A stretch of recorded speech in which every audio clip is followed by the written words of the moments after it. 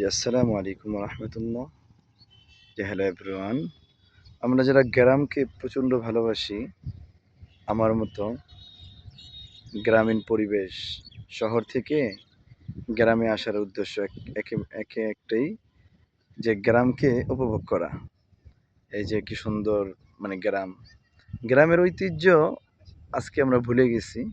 গ্রামের সৌন্দর্য, গ্রামের মনোমুগ্ধকর বাতাস, এটা ফিল করার জন্য আমরা যদি গ্রামের মধ্যে আসি, শরীর স্বাস্থ্য খুব ভালো থাকবে। কি সুন্দর পরিবেশ, তাই না? হুম। এই পরিবেশটা উপভোগ করার জন্য গ্রামকে ভালোবাসতে হবে।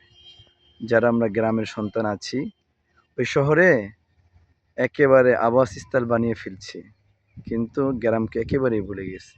কি সুন্দর গ্রাম, গ্রামের কি সুন্দর মিঠু পথ, বাহ! কি সুন্দর মনোরম প্রকৃতি। এগুলো একসব আল্লাহ তাআলার অনেক বড় নেয়ামত। মাশাআল্লাহ, খুব সুন্দর।